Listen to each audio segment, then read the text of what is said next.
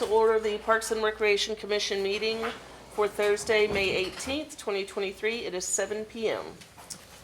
Citizens communication. The commission welcomes comments on park and recreation items. Public comment that is made on an item that is not on the published agenda will only be heard by the commission. No formal action, discussion, or comment will be made. Each person providing public comment will be limited to 3 minutes and will be asked to state his or her name and address for the public record. Do we have anybody who would like to speak? No one ahead of time. Okay. Item 3A, approval of the minutes. Discuss and consider action to approve the minutes from the Parks and Recreation Commission meeting on April 20th, 2023. Hold on, I gotta turn this thing on. Battery saving measures. Did everyone get a chance to read them? Yep. All right. I will abstain, obviously, from voting because I was not here. So would someone like to make a motion? Yeah, I'll make a motion to approve the minutes. Okay, thank you, Jennifer. Second? All right, all in favor? Aye. Okay, and I will abstain. Motion carries.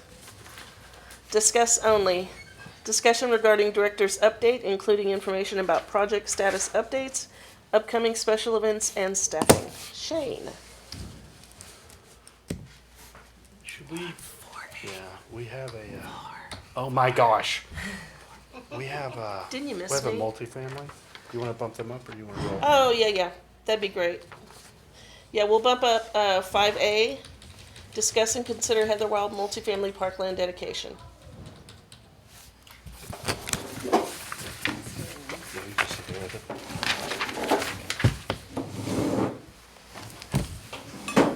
Give me just advance it. Good evening, everybody. Here's an aerial of the site. The original Phase 1 is right adjacent to Wells Point Park. Phase 2 is just south of that. Heather Wild runs to the east, and then Wells Point Parkway is to the south. And then here's a map of the parks that are in close proximity to the park. Wells Point is obviously just a stone's throw away. Mountain Creek Park is to the east. Moose Park is close also. So there are the close parks to the project. Can you go back for a second? I'm sorry. I'm having a hard time figuring out where this is. I'm being a little slow. So it's just south of Spring Hill Elementary. I don't know where that is. Okay. So that's our other soccer complex. Yeah. Wells Point Oh, whoa, Park. whoa, whoa, And that's a whoa. little 10th elementary Street. school here. Okay. Yeah. Yeah. Yeah. Heather And Wild- this is Heather a Wild. bunch of townhomes and stuff that are Yeah. being built just. Yeah, to- there's, Thank y'all. Heather Wild rips right by it. All right. I'm with you now. Aggie. Hey. Okay, now, I had to look up what Allure stood for going into this presentation, but that's the Alternative Land Use Regulations. And in 2009, there was a 600 multifamily unit project approved and is there right now. The parkland dedication associated with that project was the parking lot at Wells Point Park. And they actually went over the 600 and they have 644 units there now, so there will be a fee in lieu of associated with the extra units. Please. Phase 2, they are proposing fee in lieu to cover the additional units. Is that the 44? 44 and the additional 304 Oh, I associated. There's some more units associated with the Phase 2. Yeah, so 44 and then the 304. So the 304 dwelling units will be on 19.17 acres. That was that striped area south of Phase 1. It's multifamily development. The parkland dedication land required with the units and the acreage is 4.01 acres. They're requesting fee in lieu. You multiply the 4.128 times 43,560, and you get to $174,797.57 fee in lieu. And then there's the parkland development fee associated with the project, just associated with the dwelling units. That fee would be $150,784. There are some credits that they are requesting associated with Phase 2, and those credits are the dog park, pickleball court, shade structure, total improvements of $110,000. 25% of that is $27,500. There is, according to a previous agreement, a Phase 1 credit that they haven't collected on yet. Add in or subtract those credits from the 150,784, and that takes the parkland development fee to $80,108. Yes, please. And here's a map of the site, and the lower greenish pieces are, the smaller one is their shade structure. The one to the right of that is the pickleball court. And in the bluish green area up top, that's their dog park. Okay. There's a rendering of the development. And if you add in the amounts I told you before for fee in lieu and the 80,000 plus for development, comes to the $254,905.57. We do have a representative from the developer here, Taylor Stone, and if you have any questions, you can refer those to him. Can we go back to the slide where it shows the request? Yep, no, yep. So why are they requesting a credit? For what reason? Did I miss that? Well, according to the code, if they put in some private parkland, they can request a 25% credit for that private parkland development. Okay, so the private parkland are the ones underneath. Yes. You're not talking about the Phase 1 credit, you're talking about the dog park and pickleball credit? Well, no, it says requesting 25% credit. Yeah, that's the value of the private amenities and then 25% of it. Okay. And that's per code. When we have subdivisions or developments that aren't giving us land, especially one near land, we love that we can put that money into that land. We can develop. We can put a playground structure, whatever, at Wells Point. We think that's something that would be great for the soccer playing community, and they could also go over and use it as well. But we also like to see on-site amenities, so they're not always offloading into our park system. And so they do have pickleball courts and dog parks, which actually is great, because the one fear you have for someone who's got a home like that and then this huge field that are soccer fields, are dogs going over there to use the facilities, if you will. So having a dog park's great for that. If I remember correctly, from the plans that I've seen, there's also an amenity center and a pool. What is the straight shade structure shading? Is it just kind of like a sitting area? It is right next to the pickleball court here, and I believe the developer could speak more to that. Yeah. Taylor, did you Yes. hear the question? Yes, I did. Sorry, I just wanted to make sure y'all weren't still talking Yeah. amongst each other. My name's Taylor Stone. I'm the developer on the project. The shade structure is going to be shading a seating area, a dining area. Adjacent to that will be barbecue pits, the grilling stations and things like that. And it's just really an additional amenity to the pool area. Are there any trails within this area that are? Is this kind of- From our park system, no, we don't have.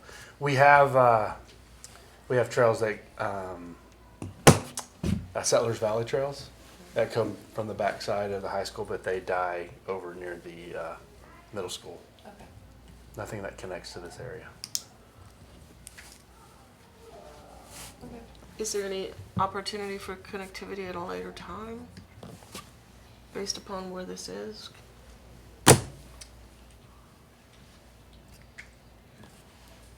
The area so this is obviously the development, and it doesn't show this here, but this would be the Wells Point Soccer Complex, right? No, Thi- my apologies. That's your soccer fields? Yeah, the Wells Point Soccer. Yeah, if you would go back to the site plan, and again, I apologize for Sure. interrupting. Aaron knows it's kind of my style. Did we miss it? There. So that right there. So that's even better. Okay. So the site that you're looking at is where the hashing is, correct?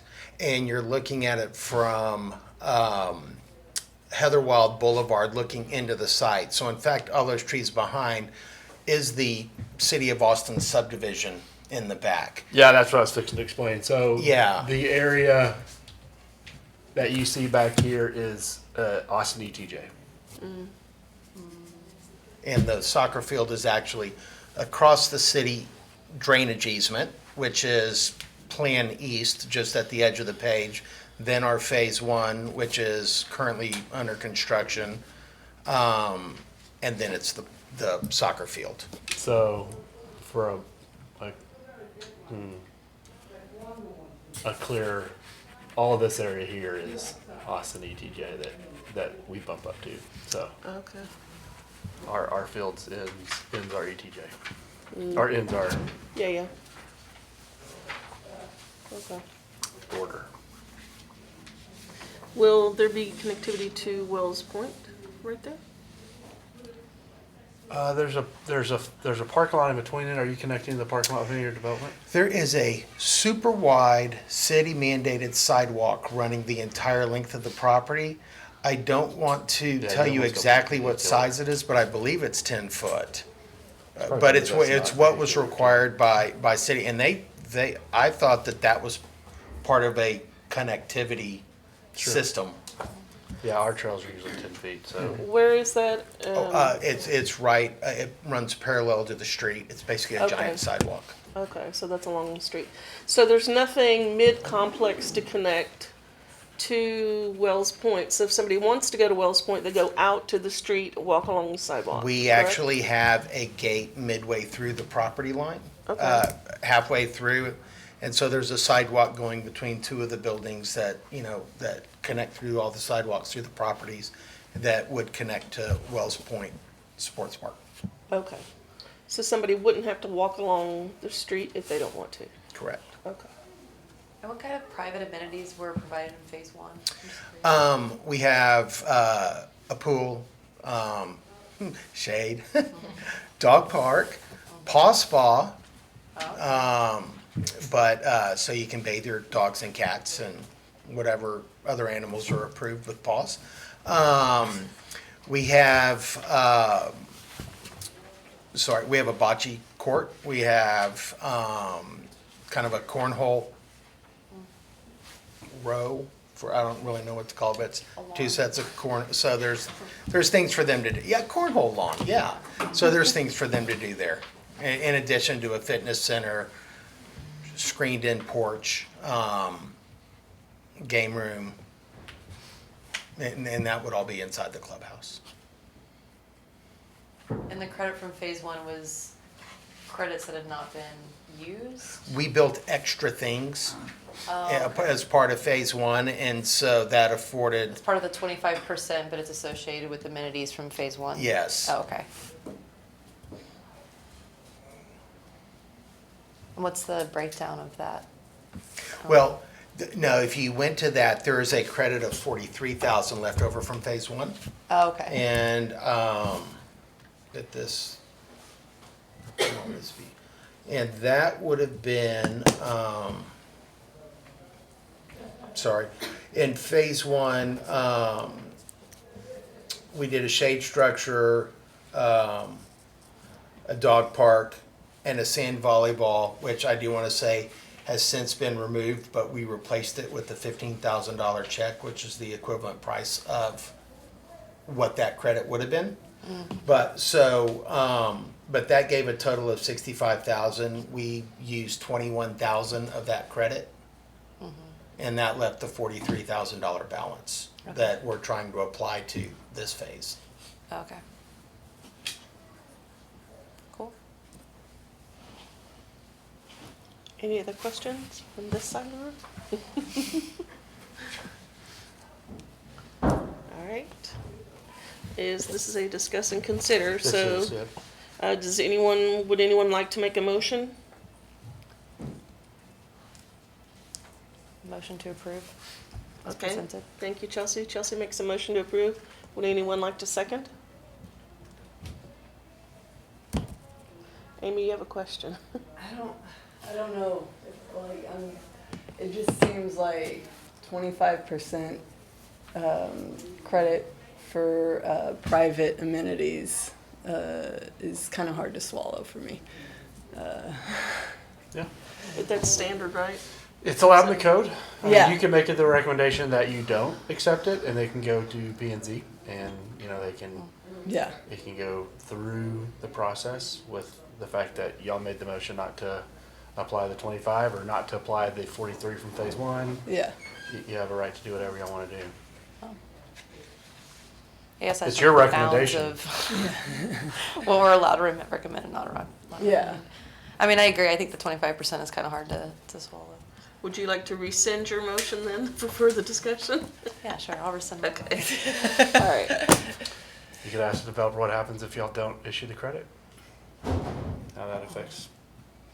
Okay, their what happens if we don't issue the credit? Then I will go to the city staff and the city manager and the mayor and legal department, because it is allowed by code. It's allowed, but I guess the question is, does that mean it's automatically done? It's written in the code. Right.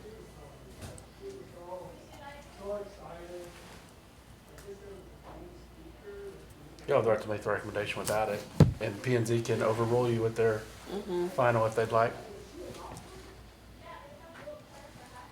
You guys approve phase one using the same formula. I don't understand why you wouldn't approve phase two. It's in the same plat, it's in the same allure. It's not a different lot. It's a continuation of the first lot. There's precedent set of it already being approved this way. I don't understand what your argument is about not approving it, other than it's hard to swallow given it's already been approved once for the same thing. Well, understand this is probably a different commission. I and do so understand, but precedent different has still people have been set. different questions and care-abouts and concerns. I would add, phase one did not come before the commission because it was previously approved in 2009 before it was set to come before the Parks Commission. So phase one actually didn't come because it was only the 44 dwelling units. So it didn't meet the threshold of the 3 acres. So it did not come before Well, the then commission. I misunderstood that. I was told it did.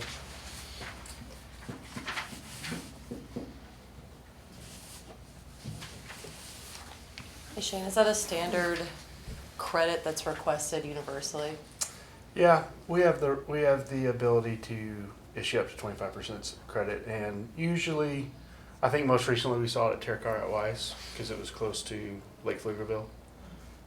That's probably the last one we've done over the last 2 years. So this board has done this before. Approved 25%. Yep. Yeah.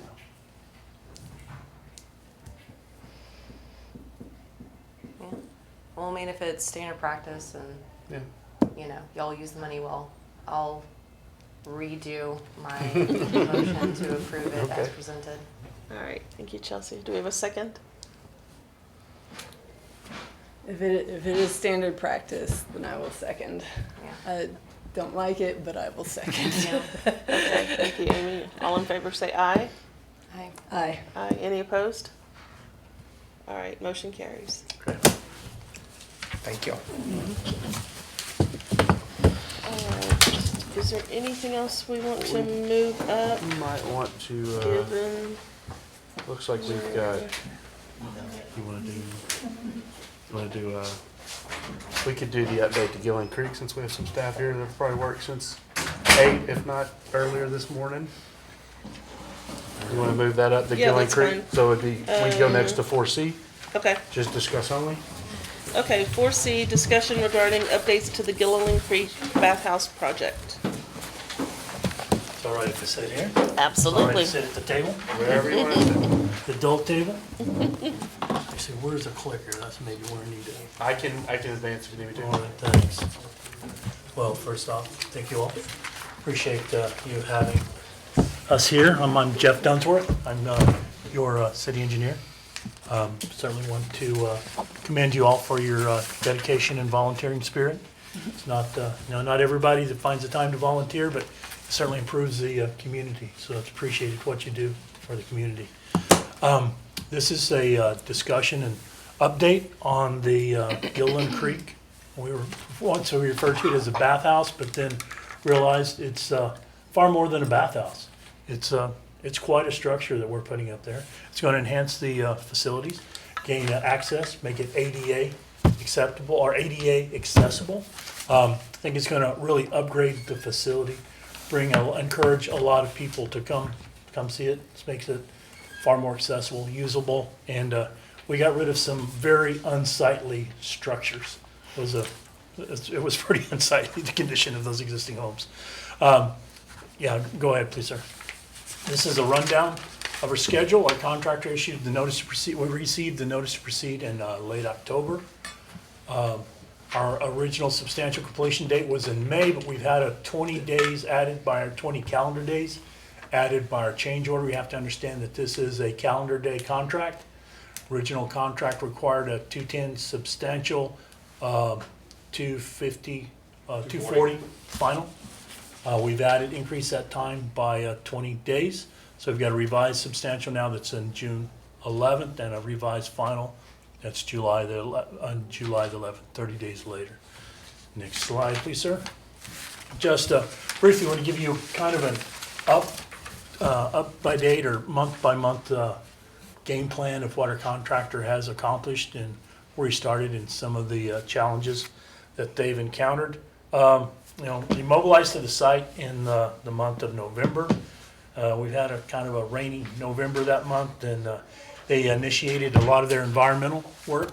They took care of the asbestos abatement, the lead abatement, completed all the necessary site studies. Contractor had a fun game of guess what's in the tank. With a tank that was 2/3 full of a chemical that no one really knew what was there, so they had to call the testing company to come out and take the proper test to confirm what the chemical was and see that it was adequately disposed of. After all, we are environmental stewards. We want to take care of environment and the community, make sure things are disposed in a good, safe manner, and want to keep everybody out of trouble with TCEQ. So the main motivator there, keep our contractor happy and keep us happy. They removed the electrical service in preparation for demolition. They demolished the 2 structures, removed the debris, took care of a very unsightly condition. As I mentioned before, the contractor worked very efficiently, very safely. There was no downtime except for a slight incident of a subcontractor that got a little too close to the action, but no lost time injuries, and no one was hurt, thank goodness, because those houses were just destined to fall down. Next windstorm was probably due to perform its own demolition. Next slide, please, sir. This is the month progress during December. They started their on-site utilities. Had a few challenges that the utilities shown on the plans are not as actually existed in the field. This often happens during construction. Contractor had to play a little find and seek where the utility was, so they could make the necessary potable water connections to serve the pool. That was included in the change order I mentioned before.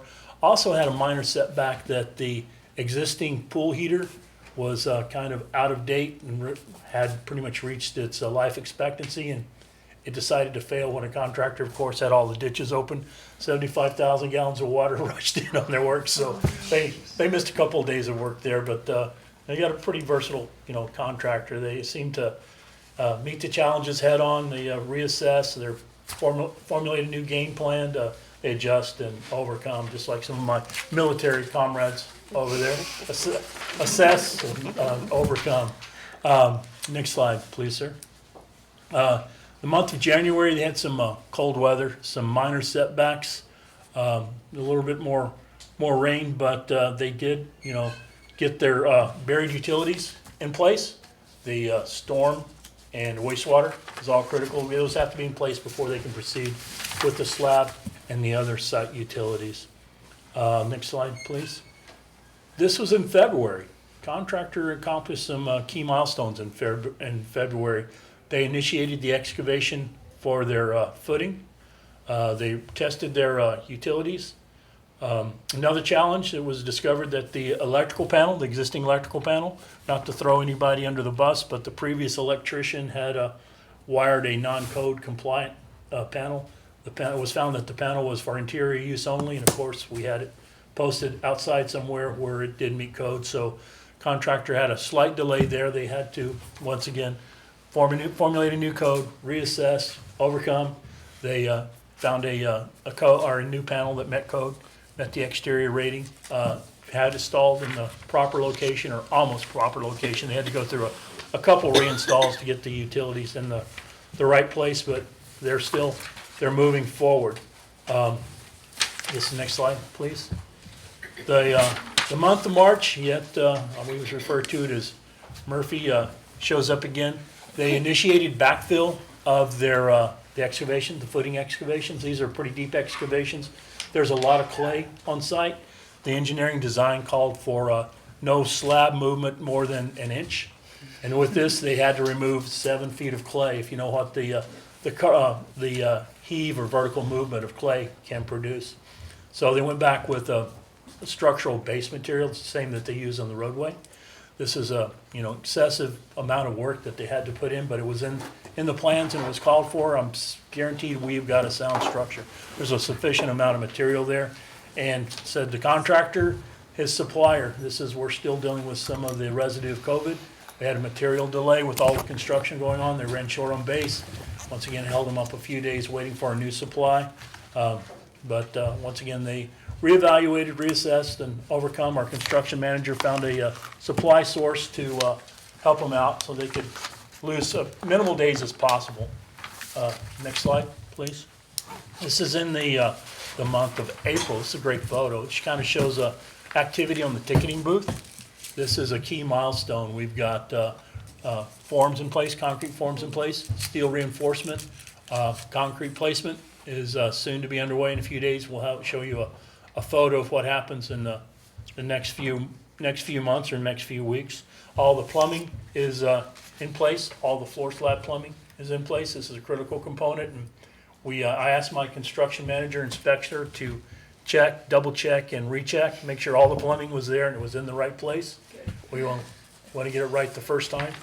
So then we moved into the month of May. We actually had a placement. Actually, both slabs are in place now. It's a major milestone for the contractor. And we've got, not that these pictures show it, but we've got CMU masonry block in place, being vertical construction underway. We've got walls up.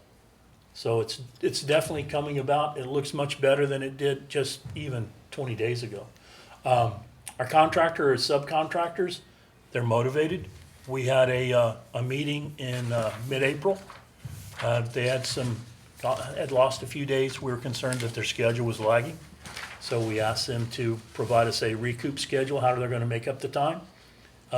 They've initiated additional hours. They're working extended hours during the day. They worked actually this weekend. They're going to work both Saturday and Sunday. They're trying to recoup some time, regain the schedule. We hope that they're going to be on time or complete by the required milestone. Then we've had a few other setbacks. We've got a lot of activity going on in that area now. The new surge tank is going in, and we've got a lot of construction. 2 contractors working on the same site in close proximity to each other, but they are coordinating. We haven't had any lunch boxes thrown at anyone yet, but it's possible. Contractors don't always see eye to eye. Next slide, please, Shane. Just some of the accomplishments today. We have to applaud our contractor that they are moving forward with what setbacks they've had. See the ticket booth is making substantial progress.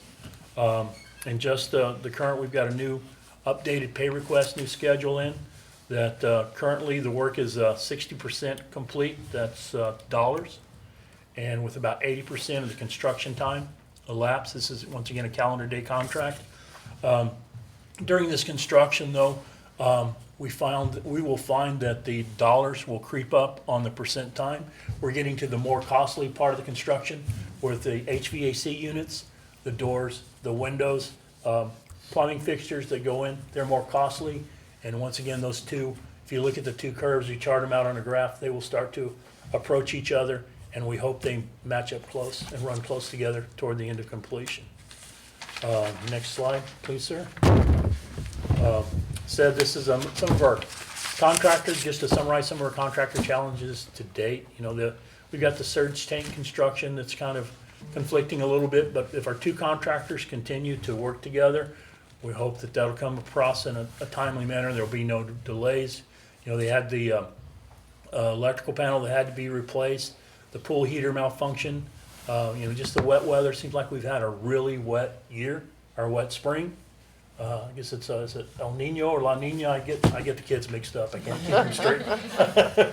But anyways, created some extreme wet conditions for this spring. It's going to be good for the corn, I think, but not necessarily good for construction. But in a nutshell, we hope that we will have it completed soon. Contractors working hard to get it completed by its milestones. And I'll gladly take any questions you might have. I have an unrelated question, but related but unrelated. I kind of know that guy. Yeah. What's going to be, and I could be patient and wait, but I don't want to. The concrete that they're putting in at the road with the blue shade structure, what is that going to be? Oh, that's the National Fitness, that's the outdoor fitness court. Okay. Okay. I've been watching it come up. I watched them pour the concrete, and I watched the, the shade go up, and I'm like, oh, what's it going to be? I think So, we talked about it last time, but someone wasn't here. Well, excuse me. You did not email me and tell me what I missed, did you? No, I didn't. No. It's really, I applaud you guys for putting that there, Shane. I mean, it's going to make it a venue, a conditioning venue. You got swimmers, and it's a Yeah. great park. It's very scenic. You got the hike bike trail Yeah, that along runs the right trail, through it. yep. And you have you're going to have people there of all ages working out. The restroom, will it be available to the general public that's working there? Or is it just only when the pool's open? I think it's pool only. I think it's pool, yeah. Okay. We have restrooms along the trail at Pfluger Park though. So you got to hold it and walk really quickly. Not that I'm speaking from experience. But, yeah, rumor has it, and people Yeah. talk, I listen, Yeah. I know, I hear. But, no, When are you expecting dry-in to, like the roof on and all that, it's, For I the- think it's in their schedule probably in the next 3 weeks. 3 weeks? Okay. It's they'll have to, they've got, all the materials have either been delivered or on order. Okay. So it'll be unique, it'll go quick. It's Yeah. a small structure, Yeah. but part of it'll be just, they're gonna have two contractors working in the same area. They'll probably swing in the sheet metal by crane or lift. Yeah. So there'll be some coordination there. And as always, the contractors, fingers crossed for some dry weather. Yeah. For sure. But, Yeah. And once Yeah. once it's dried in, Yeah. the then utilities you and can- fixtures are going really quick. Yeah, and it's easier to work when it's raining. Yeah, doesn't slow them down unless you're the poor painter that's outside. How big is the structure? I don't know if this was presented a while ago. Oh, I don't recall. Isn't the first structure, I think it's like 600 square feet for the ticketing booth. Oh, okay. And the other one, I think it's around 1,000, or right under 900 and something, is that right? It's on the plans. My construction manager will pull it up for me real quick. Not in here. Oh, not in here. About 1,100 square feet. 1,100 square feet for that Bathroom structure? building. Yeah. You lose a whole lot because you've got walls this thick with the structural block walls, but. Yeah. But, and then I guess to kind of follow up with that, this is a flood rated structure. It's in a flood zone, and it had to be designed accordingly. That's partially why it's elevated 2 feet, 2.5 feet above existing grade. There's a ADA, couple of back switch ramps that drove up the cost of the construction considerably, also the timeline. It's some very intricate concrete work with some costly handrails involved. But it's built to be, if it also has floodproofing. Contractor requires and code requires that it be floodproof to 2 feet above the 100-year flood. So it's got the floodproof structures that'll have to be installed in the event of a known flood, but in the event that, it occurs midday or something before it can be installed, the structure is sound. it will hold water 3-4 feet deep. Those walls are not going anywhere. Every other layer has a steel reinforcement, metal reinforcement in between the block. Every other cell is filled with concrete, Okay. so it's heavy duty CMU. Yeah. And the actual restroom building has a welded steel structural roof. So Okay. it's pretty solid. Yeah. Whitney's always planning on it being her tornado shelter. But it is substantial. I think there'll be a landmark there. It'll last a long time. It's a far improvement from the Port lifeguards.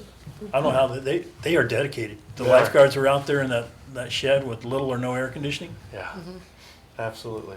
No one told them any different. It's just, Do you have any other questions? oh, thank It's you not all. gonna change the price of going to that pool, right? Having a cool new structure in No. there and new bathrooms, okay. I think it'll make it a more inviting venue. We have a, We'll, we have a we'll speed change the price schedule this here. year. I Okay, can't promise for 2 years. No, but I think moms will be far more agreeable to take their children to a pool that has a nice, clean restroom Yeah. and not afraid of some slithering thing crawl out of that rusted old house. Just a little bit more room with little kids would be nice than the portable stuff that they had. But, Big and portable. thank you all, Yeah. CIP staff. We appreciate the Thank your time. you. Thank you. Do we want to go back to 4A, director's Yeah. I updates? think that's right.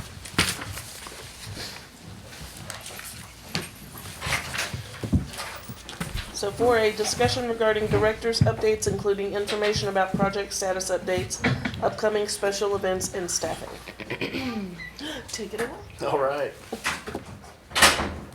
My time to shine. So, wanted to update y'all on a couple projects. So, Mountain Creek, which I showed y'all last time, was almost at completion. Now it's completely finalized. New benches, new picnic tables, new water fountain, all new concrete, new shade structure, new playground. Absolutely everything out there has been completely renovated and replaced. We've got 2 new shade structures going in at the dog park at Stonehill. That is part of Wilkie Lane's development, the development from Wilkie Lane, and part of their Parkland development dollars, improving the shade and providing dog owners a place to sit at Stonehill. And then you can see at Stonehill Park, Target employees came out and helped us spread a bunch of mulch, about 300 bags, and about the same amount were spread by FedEx employees at the lake. Very nice. So Slice Pflugerville was just a couple weeks ago, and it turned out to be a great first year event. We're very proud of how it did. It exposed a lot of people to a lot of great food and culture and presentations. There was 3 or 4 art performances. It was a really cool event to be a part of, and it seemed like everyone that we've talked to had a great time. The vendors had great sales.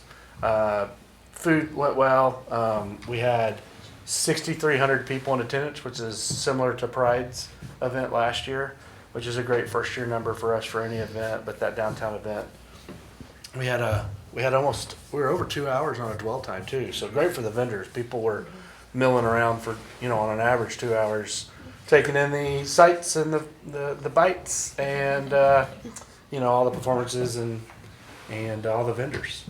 The Bite of Pflugerville contest sold out in under an hour. So we had food throughout the course, although a lot of those vendors really started to sell out at the end because we didn't know what to expect. We'd have been very happy if we were ahead of time told we'd have 6,300. So it was a great day for the food truck vendors as well. But the Bite program, which was you could pay $10 and you got a passport and you could try a sample of every food truck out there and you could score them. And we had a participants award winner, and then we had mayor and council went out. A couple of mayor and council members went out and also scored them, and so we had awards in 2 different categories. But the Bite contest itself sold out pretty quickly, and so that's on our notes to have more people there and to offer more Bite participants for next year for sure. Who are the people on the left? Kings and queens. I'm They're like, food trucks. well, I They're don't- so good. So good. I know I've seen I your love picture them. somewhere. Maybe they've been in a Impact or something. I'm sure they have. I'm like, those Yeah. people are familiar for some Yeah. reason. So they won the People's Choice. People's Choice, and then the other side is first and second for the mayors and council. I think it was donuts. Award was donuts, And then the second. BB donuts, and then donuts are good. The donuts were good. Bun Boys, Yeah. maybe, or 67 truck. It was one of our Asian influenced ones. It was either Bun Boys or 67 Kitchen, one of those two. But Very nice. overall, I think all the food vendors were happy. We heard from a bunch of different cultural vendors and just vendors that were selling artisan arts and crafts that they had great numbers. So we're super excited to see what year 2 looks like. Yeah, my kiddo pulled my ear, but I was wearing earrings I bought there Oh, today. yeah, you did. Yeah, it was a great event. It was I think- awesome. I think Kelsey's got a little thing hanging in her car that she bought there. Oh, yeah, that's right. Upcoming programs and events. We have our Youth Fishing Day, the first Saturday in June. We have our Yoga in the Park first Saturday in June. We've got our esports coming up for this month. And then our adults, we're doing a stand-up paddle board at Spring Lake. Do we need to register ahead of time for the fishing? Yeah. I don't think so. Okay. They've done it both ways in the Yeah. past. I think if you're registered ahead of time, it's probably just helpful. I Yeah. don't think we're turning I will try anybody to away at the remember, lake. but Yeah. like, But there might not be registration. Jonathan's gonna look that up first. Seniors, they're going to the Harry Ransom Center this month. They're doing a do-it-yourself greeting card class, and they have a movie at the Rec. They're going out to the Culinary Dropout at the Domain, bingo, and then they're going to the Contemporary Jones Center. So, full month of travel for them. This was done at Waffle Love last month. We have some music happening in our park system. So we have the Small Stage Series, which actually happens in the Best Little Plaza in downtown. And we've had it in the plaza on the stage, and we're actually going to try it out in the area outside the plaza, so more people can see and interact as they're going by. And that is Ryan Yeomans. He's a saxophonist. And then music in the park this month is Texas Bad Cats Band. Our Fairy Tale Tea Party is happening next week. I didn't put the date. Oh, May 20th. Open to boys and girls 3 to 12. Come dress as your favorite fairy tale character. that's this Saturday. It is this Saturday. Yep, 2 days from now. Show up next week dressed up if you want, though. If you do, I will buy you mini sandwiches, snacks. Cummings, we've got a new urban forester. Dave has come to us from Allen. He's got his wife and 4 kids. They're still living there. He's transitioned them at the end of school year.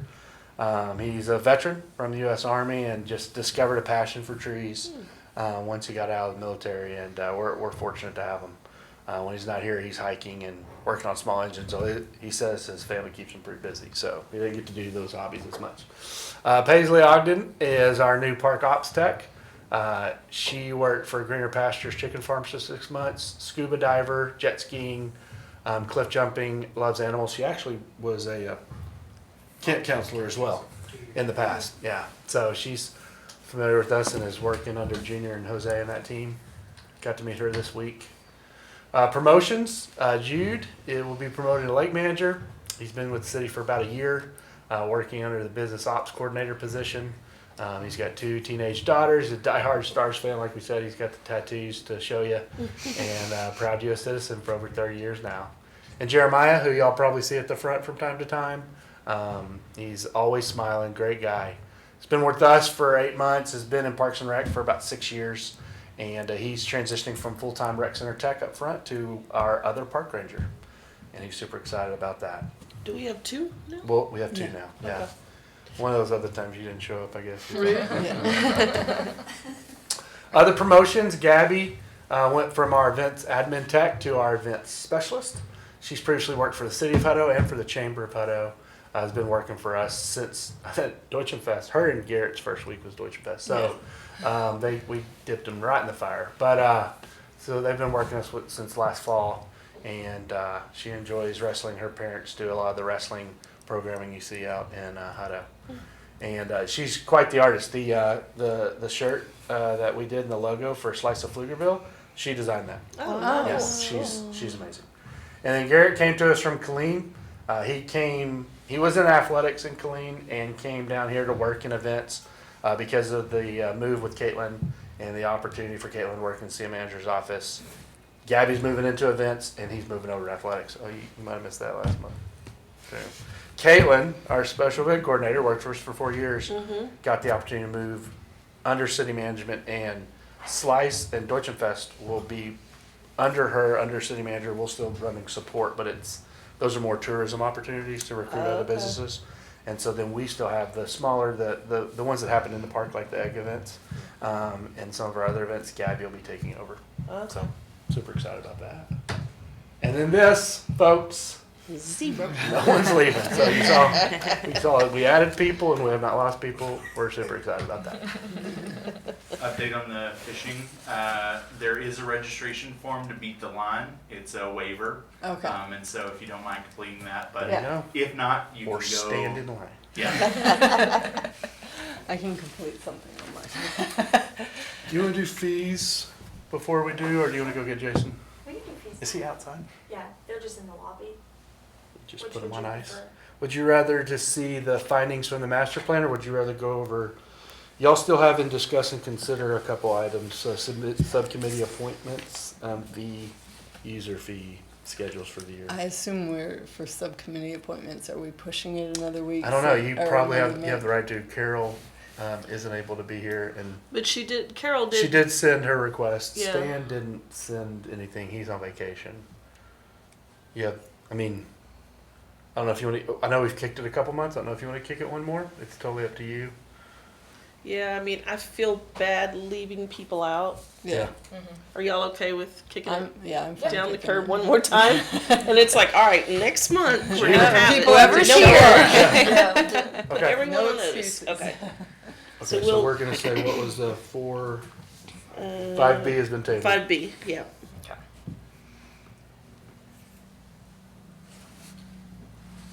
Would you like to do the user fees, or you want to go into the findings and the visioning? There will be some preliminary findings from this master plan, and then a little bit of. I think there's a little bit of exercise as well. Do we have anybody who needs to leave sooner rather than later that would impact the decision? Yeah, you only got me for about 10 more minutes, Dang it.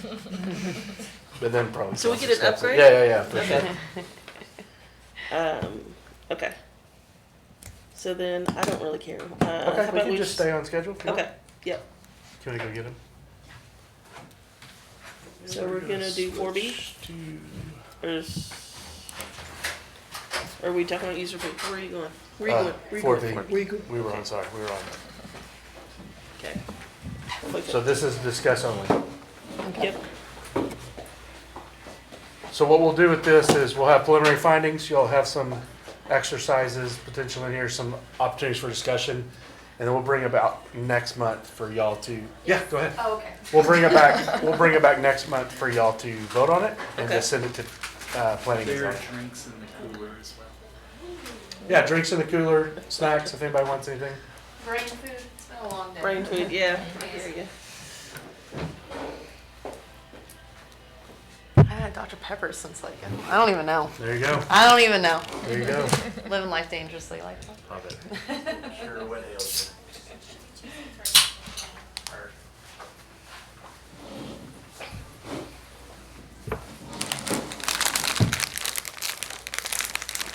This is Rich from Barry Dunn, Hi, everybody. one of our 2 consultants that are with us today, and a former practitioner in Colorado. Jason will be right back. Okay, no problem. How about we take a quick 5-minute break? Perfect. Okay. We'll see everybody back at 7:55. There are Okay. snacks in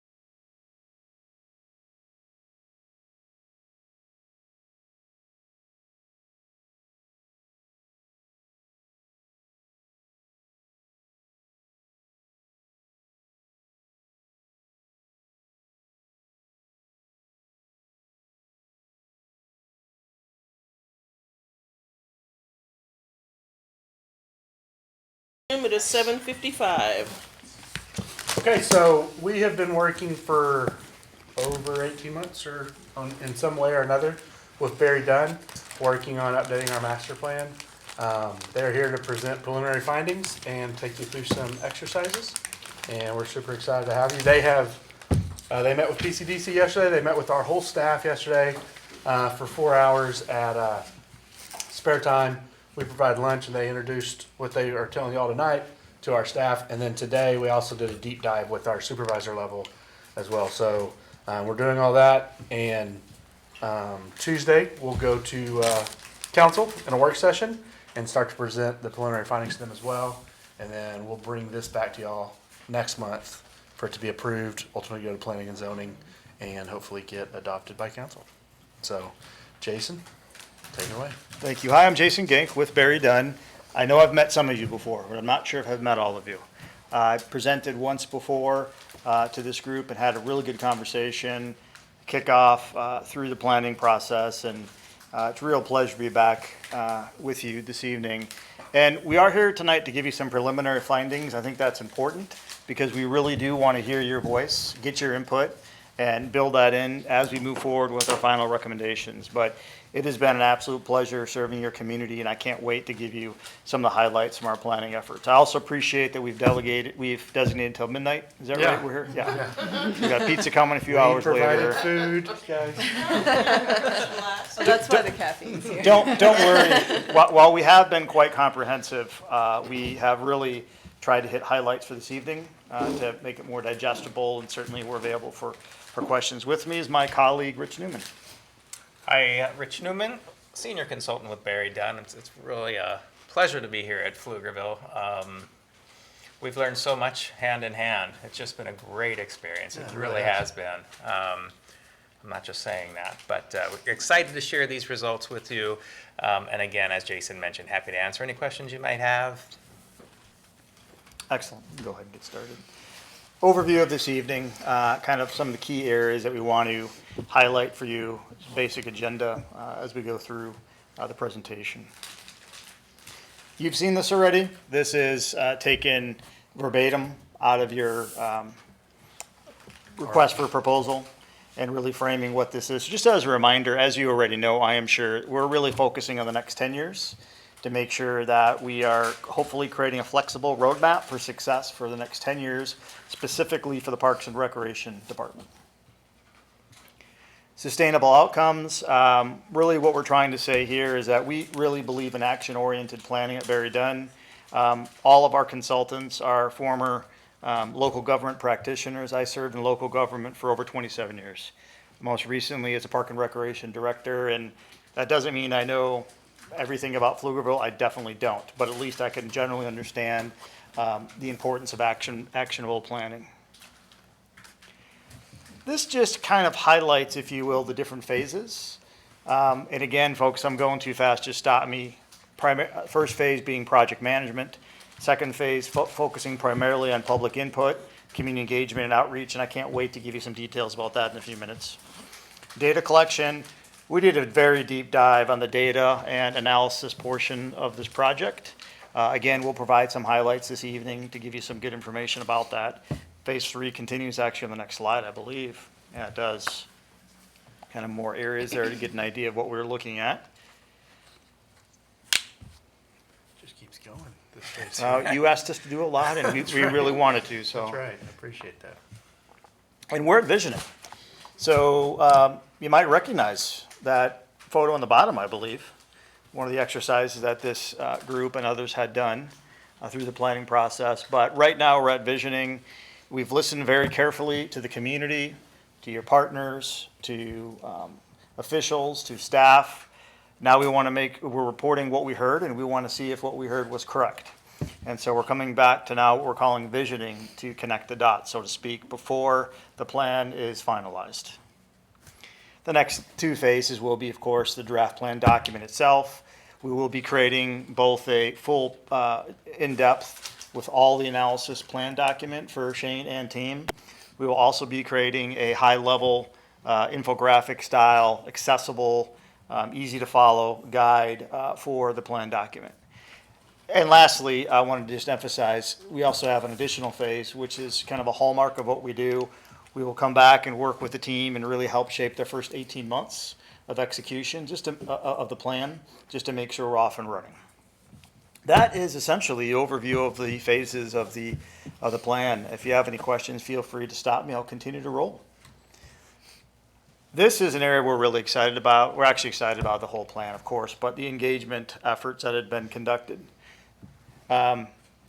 Hopefully, well, I'm sure you've seen, I know you've seen the creating a plan as unique as our name effort. That was the brand, the tagline of the effort, and it was very effective, largely due to your staff's hard work.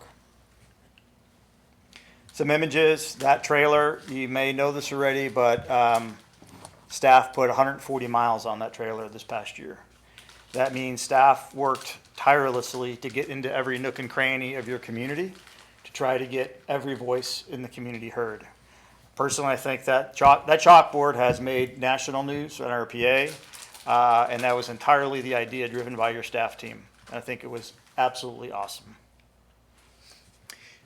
Just plotting some of the areas that we canvassed, continuing to hopefully show we tried as effectively as possible to get out into your community. Canvassing in a variety of means through these pop-up activations, postcards, the board, of course. Again, really trying to amplify all voices in every nook and cranny, as Jason said.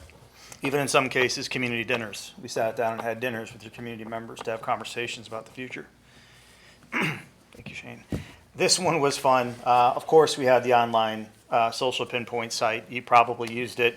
We did some celebrity cameos, the most interesting man in the world, and Herb Hapley from the show Parks and Recreation.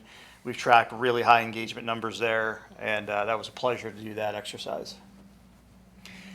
But, listening, we believe, a really effective engagement strategy includes both going to the people, having community dinners and conversations, going to the non-user sites potentially, but also following up with the Siskiyou Valley surveys. We conducted that as well. So how do we do? These are our numbers. We tracked over 30,000 touch points in your community overall, and that's sort of a summary of how we got to those numbers.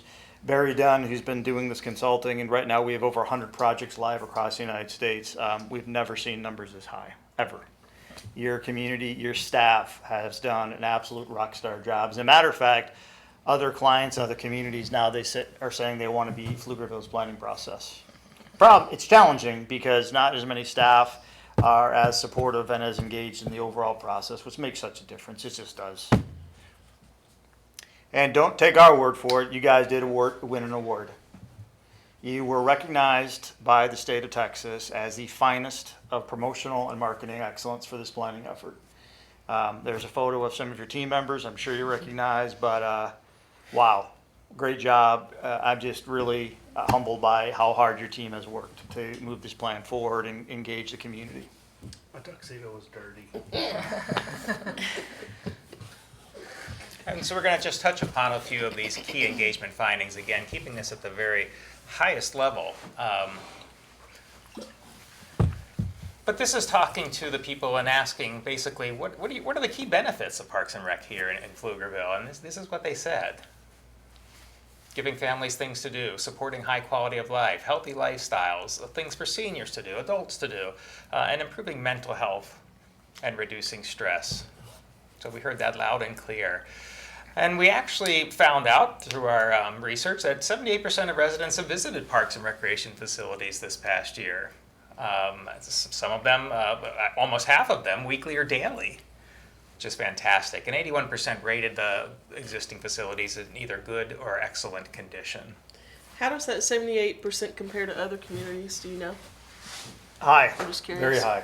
Oh, okay. And this is from the Siskiyou Valley survey. So this is, getting a good, fair margin of error, but nonetheless, extremely high. Okay. That amount of usage, yeah. And we're going to highlight where they're using primarily your services, but extremely high. Okay. We're over 1 million annual visits in our park system now. So We're afraid that everything after this point is going to be anticlimactic. Yeah. So, You know what? Thank you guys.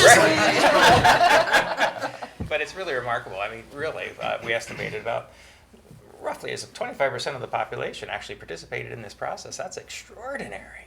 That's Extraordinary. unheard of.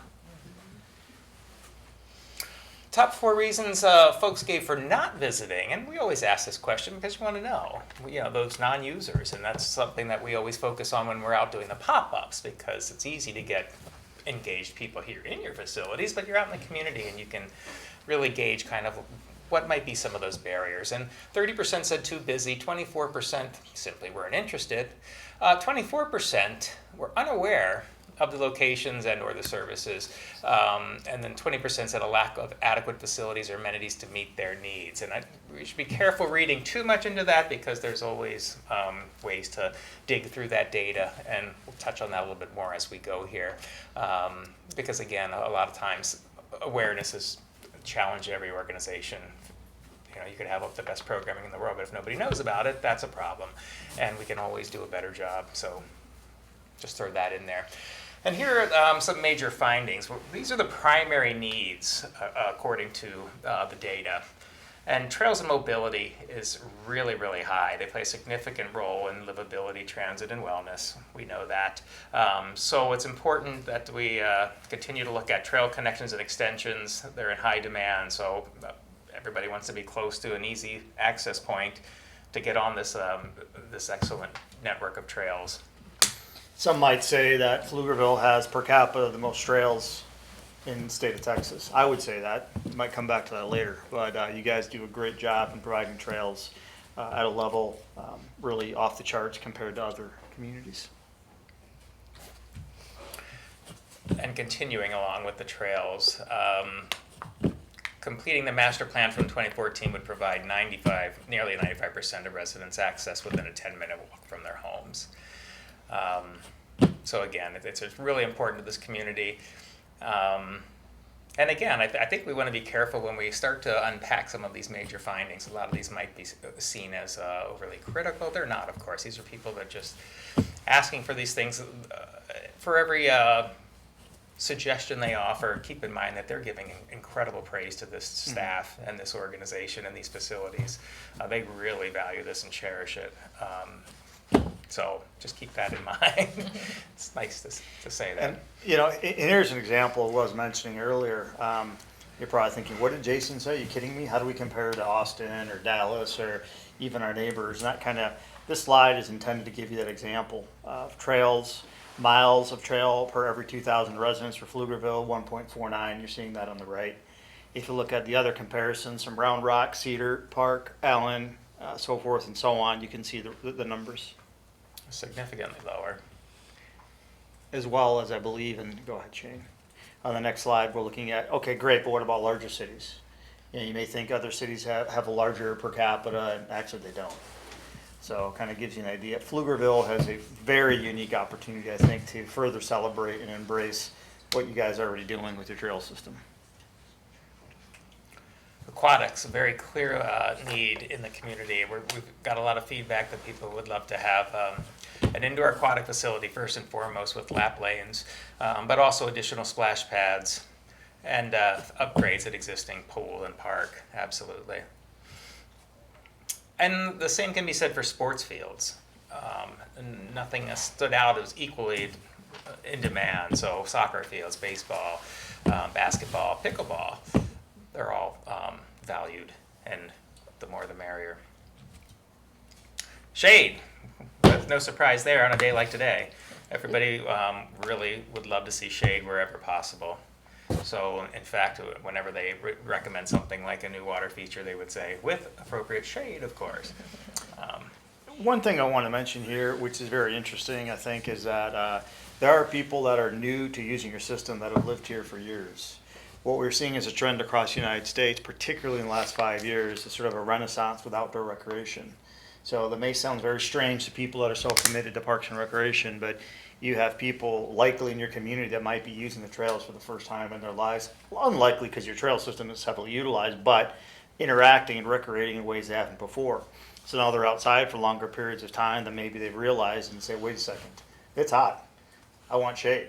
And so it shouldn't be a surprise as people are getting outside more and more as a trend across the nation that people are looking for safe places to do that. I mean, clearly the pandemic had a huge impact on that, but it has been sustained interest, which is good. In addition, we came up with some secondary needs, which Dog parks. That's right, see? He's actually filled it Now out I multiple times Now I and said remember. dog parks That's every that single time. obnoxious one, yeah. so I didn't say that. group fitness offerings would be one of those. And I'm sure you're aware that some of that is just limited capacity Yeah. with, you know, and then that obviously would be addressed with the new building coming, the new facility. And that actually would be a good practice a couple of years after you're running that facility, definitely recast the survey and test these same needs, but yeah. But yes, dog parks were in there, and more inclusive playgrounds, trails, paths, and programs, whether they're assets for those with physical disabilities. But we routinely saw a need for inclusivity or a request for it. Possibly more than you might think. Your statistically valid survey talked about that quite a bit, that you have community members that don't feel like they can participate in recreation and facilities in the same ways that others can. So it's just something to be, you'll see that again later, but certainly one of our findings based on the survey would indicate there are people that can't use certain parts of the system. And it could also be partially a perception. I mean, that gives you an opportunity for the communicators in the room to maybe highlight some of what is available and Yeah. bring more use to it that way as well. So the term inclusive is speaking specifically to ADA? Mm-mm. Or is it No, more it's outside of that? It's more outside of It's that. more We didn't map out, particularly in that survey, specifically how and why, but what we're seeing, and there'll be slides later that talk to it too. It is ADA, but it's not just ADA. It's also inclusion opportunities. So people can be part of other programs. You may have adaptive playgrounds and adaptive opportunities, but also the intergenerational. road to getting there, or the idea Yeah. of getting there, or safety, feeling safe and being in the outdoors, areas that are poorly lit, parking lots that are not accessible, those sort of things. So, yeah.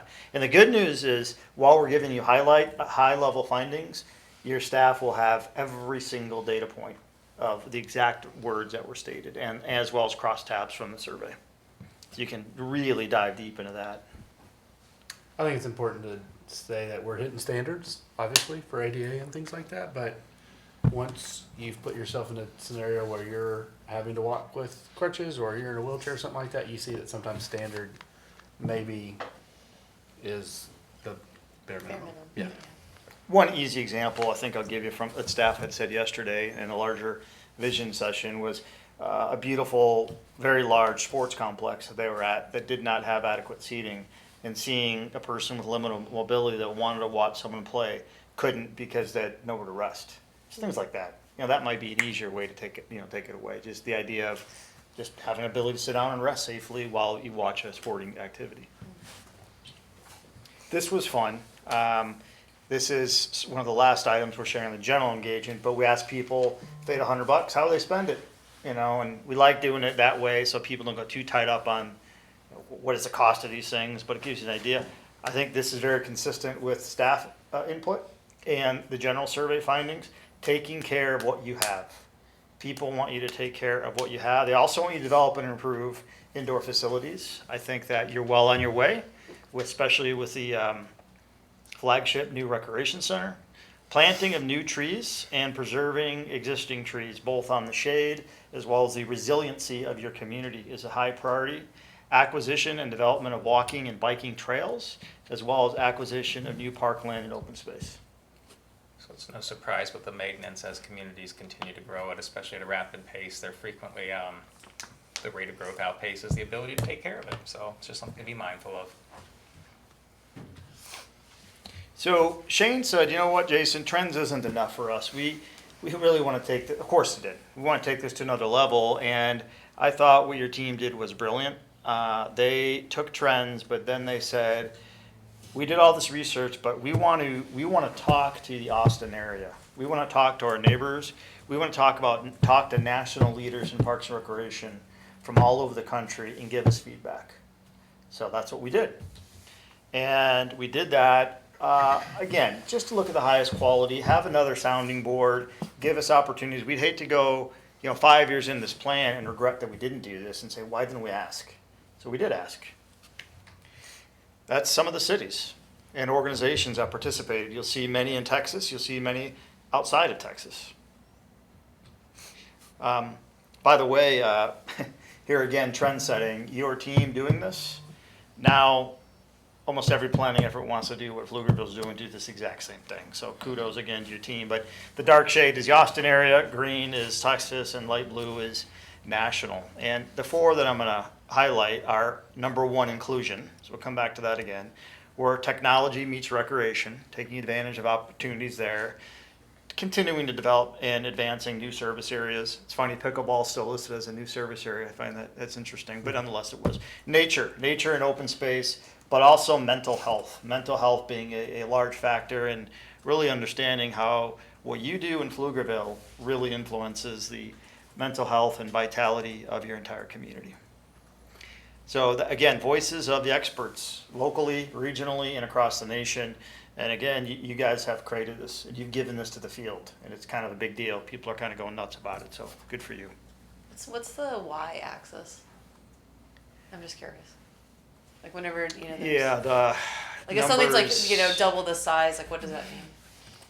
Good question. That was done by survey and input and conversation. It wasn't just a survey. We did a roundtable discussion as well with these leaders.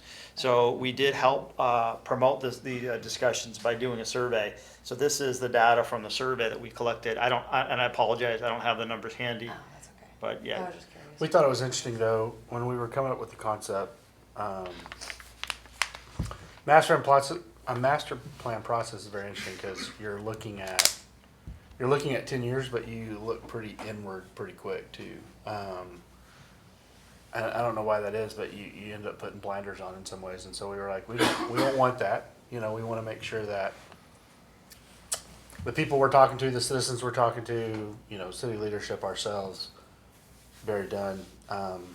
If that's all we ask, that's the only answers we're going to get. And so the idea was, let's see what other Austin areas. So we reached out to all the Austin area agencies that surrounded us: Hutto, Cedar Park, Georgetown, Round Rock, Travis County, Leander.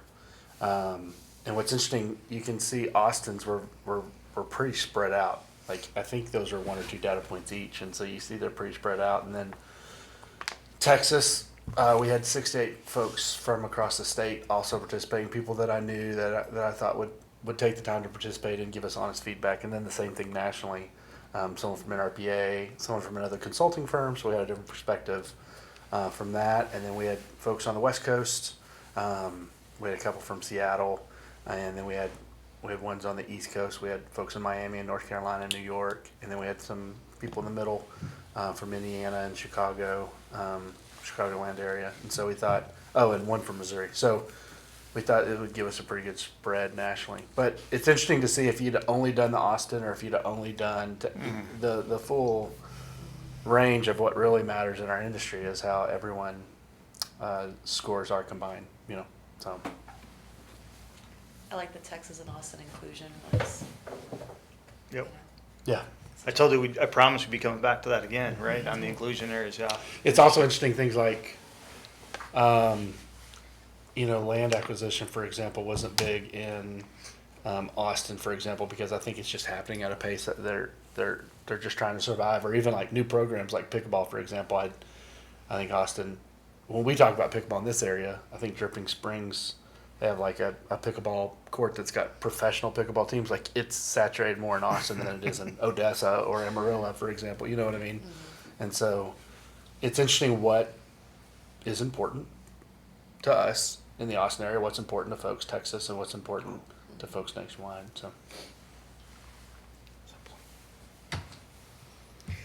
So now we get to key findings matrix. So to save some time and to effectively do the job that we were asked to do as consultants, is we went through every single data point, all the research we've conducted, and we've come up with what we're calling key findings matrix. And we're going to ask you tonight to give us some input on the key findings matrix and ask us, what do we miss? Why do we indicate these things? And really get involved and have your voice heard this evening. So we can go ahead. So we took a look at a variety of themes, and these are draft. But the first theme you'll see in light blue, and it's kind of hard to see in the screen, but is called sustaining a high-performing team. We believe that the findings support and recommend that Shane, leading as well as the team, refine and operationalize the department's and city's mission, create a strategy-focused organization. The master plan should be a living document, developing a framework of innovation in the department, address staffing, resource gaps, and address process improvement needs. Continue. Don't necessarily focus on the red or the middle, like. Yeah, there's no need at this It's a little point. peek behind the curtain. Yeah. What that's showing, just I'll point out, if someone asks, well, where'd you get that finding from? We could point out the types of areas we got the finding from. Whether that was through surveys or staff reviews or the organization assessments. We did a lot of those different things too, but we can go on. The next one would be delivering a full and diverse range of services. Create a better balance of recreation services and addressing gap areas. We looked at all of your gap areas, both physically from parks and trails and resources to also your program areas. Encouraging diversity, equity, inclusion as importance to the community. Providing a new recreation center, improve trail connectivity, strategically develop the undeveloped parcels with priority and service gaps. You have a fair amount of undeveloped parcels, and we're recommending that as you bring those online, you consider where there are gaps to bring those online in areas where there are gaps, where that's possible. That's not always possible, I know that. Increase the city's tree canopy and provide more shade. You obviously heard a lot of that. Provide much more recreation aquatic opportunities. Your patrons feel like they need to go elsewhere for their aquatic recreation experiences, and the new rec center will address a lot of that. On the finance side, update capital program, your capital improvement program, your capital funding in accordance, and align those, update them with our plan priorities. Review and continuously update developer-related fees. So as new development comes online, what do parks mean? What does a public space mean? Just being aware of that and developing and growing and maintaining an adequate ratio. Increase funding for trails being such a high priority. And then the clear cost recovery expectations for the new recreation center are going to be really important because it's going to be 6 times the size of this facility-ish, 5 times, that's not that 4 times. It's much larger, much more dynamic, aquatics, just being really, on top of that. And actually, Barry Dunn, we're helping with the Perform on that too, by the way. Programming, group fitness, nature and nature-based programming is a real opportunity in Pflugerville. More special events and support for special events. You guys do such an amazing job with special events in your community, yet you generally lack support services to pull it off, but yet you do an awesome job with it. Could you imagine if you had support services and infrastructure to pull that off? Provide more adult sports. The adults are feeling left behind in your community based on the feedback we received. They aren't getting access to fields or courts, and they'd like to. Provide more pickleball opportunities. I know pickleball's, a popular topic in every community, but your community also doesn't want to be left behind and not having enough opportunities. Marketing and promotion. Most plan efforts do indicate that, but we definitely have enough information to find that marketing and communication and promotion of services only has the opportunity to improve, to inform more people about what you are doing. Partner with others, particularly around expanding teen programming. It's, with teens, it's not necessarily recreating, creating the next best thing. It's actually looking at what they're already doing and trying to partner with them. And I know you're already doing some of that. I know you do. But there's more opportunities for that, we believe. We can go to the next one. Facilities, amenities. Of course, invest and maintain your existing facilities. Expand services and amenities at Lake Pflugerville. People love your lake. They love the heck out of your lake. They have a lot of ideas about amenities there, and I know there's constraints, but there's a lot of feedback on that. Develop a plan for the current recreation center that is aligned with plan recommendations. So we're recommending before you go and start creating all new, infuse this very aggressive and comprehensive engagement findings and organization findings into the planning of the new rec center. Provide more splash pads, people want them. Provide additional maintenance facilities. Right now, things like your travel time, your mobilization time of your maintenance staff are pretty significant. As your community grows, they're going to become extremely significant considering traffic, roads, the wear and tear in your trucks, your equipment, all those wonderful things. Expand indoor, because I know you have one here, but indoor walking opportunities, and provide additional sport courts and fields. I think this is the last one. We're calling this one sustainability and resilience. You have barriers in your services, and I think we uncovered some new ones. I know we did, or ones that just aren't as commonly talked about, and we have the data to show that. So there's plenty of opportunities to address barriers. Acquiring more open space is a priority of your community. Your community really prioritizes trails. We recommend you build upon that love of your trail system while also improving the trail connectivity opportunities. Tree canopies on there again, just accidentally, but it also belongs in resiliency for different reasons. Expand opportunities and services to engage staff in the importance of what you do around mental health. A lot of what you do supports that, and that's going to be a resiliency issue. So, I just went through a lot, and it's enough of Jason and Shane and Rich talking, but we brought these handy sentence strips and markers, and the group's small enough, we may not even have to use them, but I'd like everyone please to get a marker, the commissioners at least, a marker as well, at least a number of sentence strips. We'd like to continue to have a conversation. We want you to challenge us to say, wait a second, you guys missed the boat, there's not enough dog parks. Amen, brother. Or did you think about these other things? We did this exact same thing with staff, and we received probably 40 different ideas, and we need to test the process to say, did we cover these adequately or did we not? So we can both, since it's a small enough group, we can both have a conversation, but I'm hoping that you do commit to writing some ideas down in a sentence strip. One couple of instructions though. One concept per sentence strip, even if it's one word, go to another sentence strip. That's how we collect the data. And so anything that you believe is a priority that I didn't bring up, or something that needs further clarification, you can start writing it right now. And I do ask that you take time and write legibly just so we can record it. We will not pin your name or your group to the feedback. We won't do that. I will just emphasize, guys, this is a particular point in time that the door is open rather, to provide really important feedback on the next 10 years of your department. That doesn't mean you won't revisit this in 5 years or what have you and ongoing. Of course you will, but just want to emphasize this is kind of a big deal. And what you guys do as volunteers in supporting the community is vital. So your voice is absolutely critical. So we can both have clarifying questions and discussion. But as we're doing that, I'd love you guys to start writing down ideas. And because what we'll do then, we'll take those ideas back, review them along with staffs, and we'll just make sure we're getting this visioning right. So let's open it up for discussion, or let you guys pause and think, whatever you'd like to do. And just remember one concept per strip, please. Yes. And I'll leave this comment on here, but are there sustainability goals for the new rec center, like LEED or anything? We're following LEED principles without getting LEED certified. Okay, That's an excellent, I will put it up. excellent one to write down.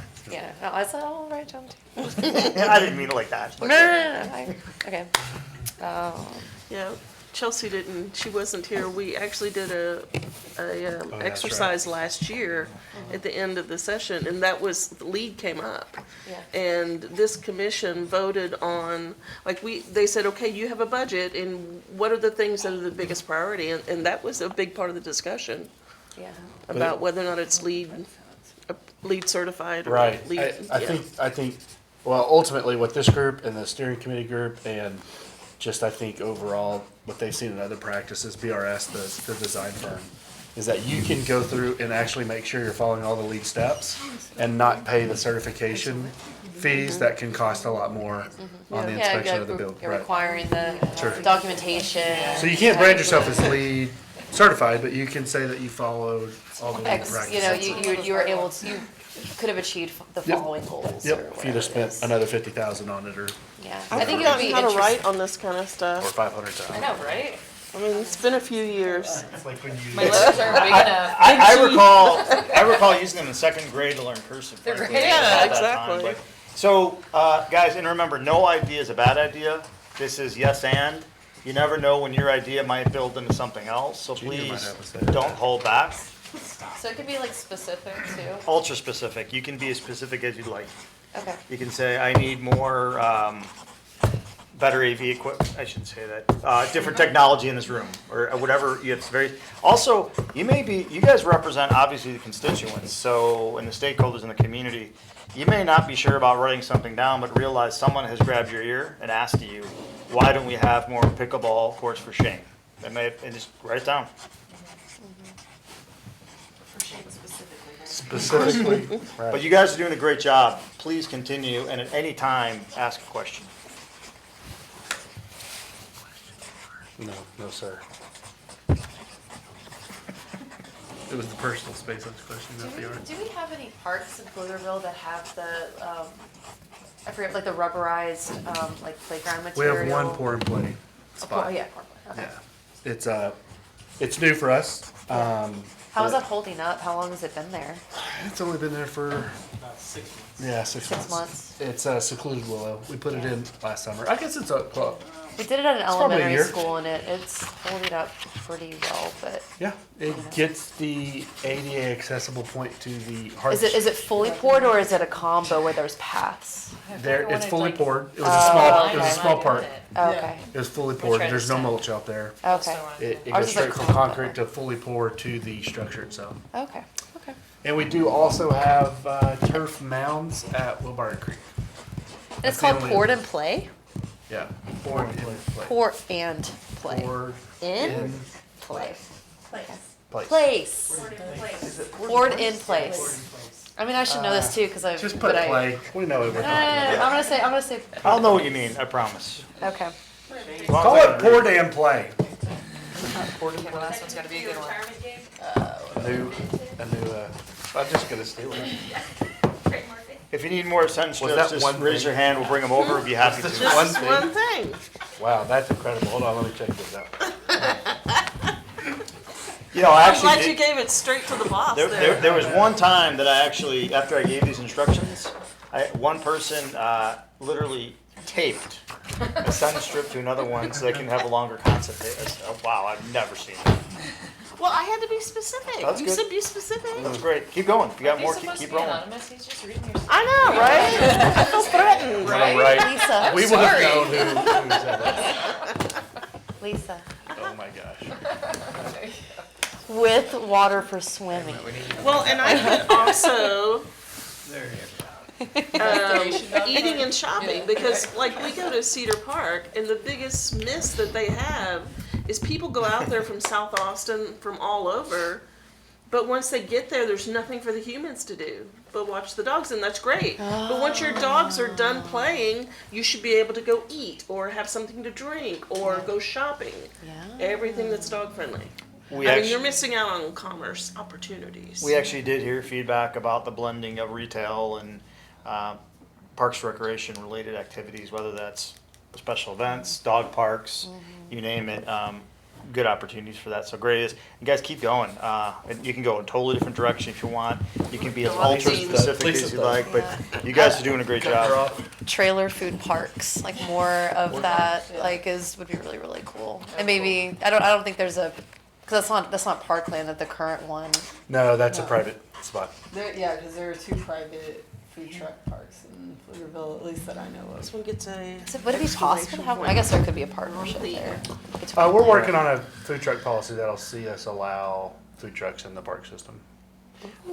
Rich has developed those for other communities where there's even fun. things like dog parks associated with microbrews and food trucks, and it's pretty awesome. Can I put more breweries? Yes. Yeah, no, good. I hope you would. Good. All types of feedback. It's okay. I don't know if Shane has control over the. Can I have please open pros? Just, I will remind you that this. Boy, that would be nice, wouldn't it? I'll remind you this is visioning.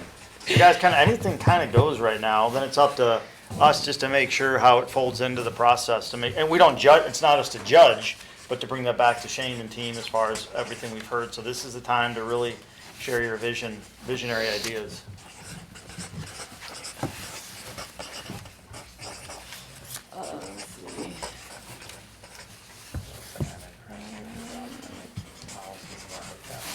Yeah. More and more. Dog friendly. I love it.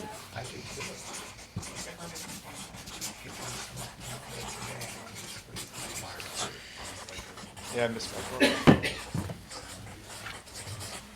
I know. I have like 4 words. Like I need to write more. It's on it. I'm gonna overrule. I'm just gonna. Anything yellow is not gonna get passes. I am very specific.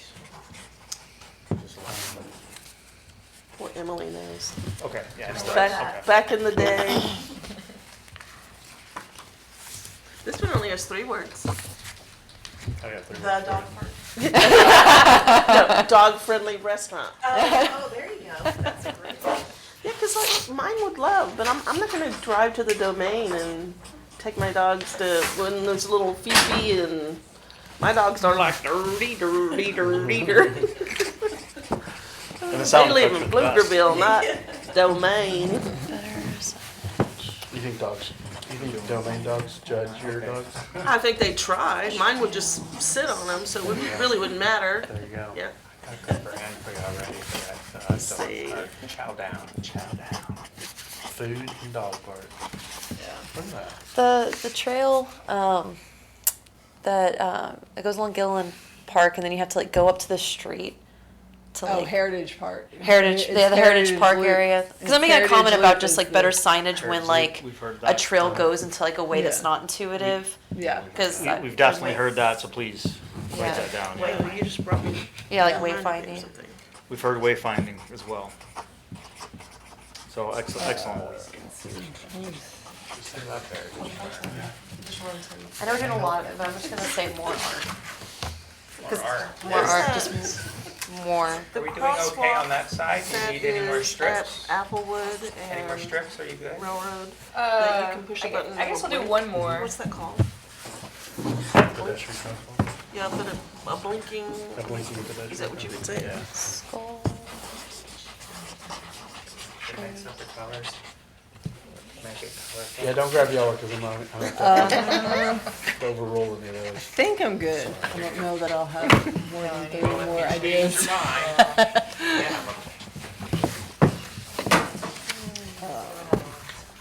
Sauna.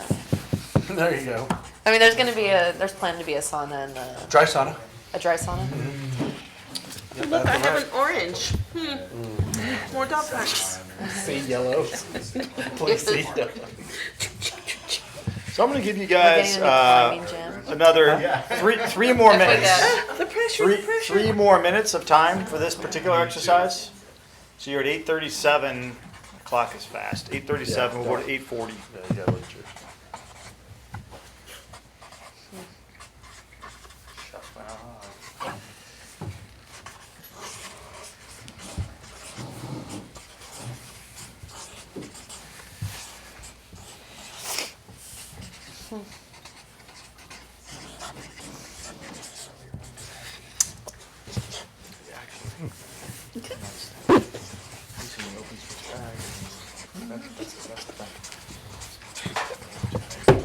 I am done. It's a good thing you didn't give me 10. You've been done. What do you want to do? You I'll collect take them them. all? Rich will take them.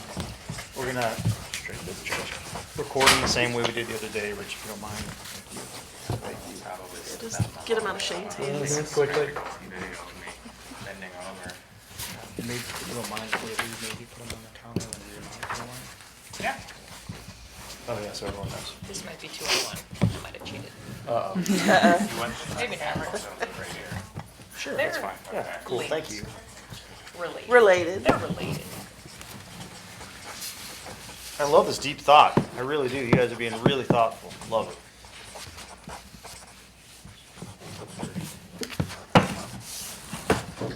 He doesn't know me that well yet. No, yeah. He'll come around like you did. It's a first for Lisa. Pass them down. Yes, if you're done, go ahead. We'll grab them. Thank you.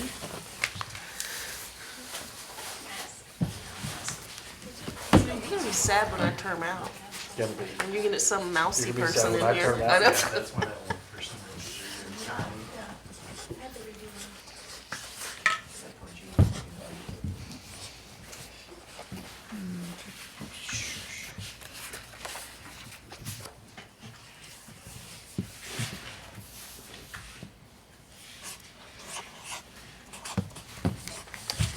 And you have about a minute. Should probably start reading the ones that are already there. right? Yeah, and Rich, just for efficiency, why don't we go ahead and start reading out loud so everyone can hear what people wrote down. So Rich is gonna read them aloud, then he's gonna take these in the hall and then just make sure he lays them out to take a photo, so we document everything. Go ahead. Sure, of course. I just want to adjust what I wrote on this one. My writing got before my brain, and it doesn't make any sense. We'll start reading them out. We have dog-friendly restaurants, more lighting in parks and along trails to increase safety. Heard that a lot. Build a destination dog park that is attractive enough for people to come from other areas to visit. Also have dog-friendly eating and shopping in the area, or at the area, I should say. More blinking pedestrian crosswalks to increase safety. More education to residents about what trees and plants to install in residential areas. And bring back rebates for plantings. Thank you. Pollinator-friendly habitat along walking trails. A program to remove invasive plants from park system and promote more native plants. And bird blinds for bird watchers. Then we have indoor rock climbing, bouldering, Yeah, the crow. adult cooking classes, mountain bike trail, increased program celebrating and learning about cultures in our diverse community. Ensure that there is equitable access to trails, parks, and open space. More art, murals, and sculptures.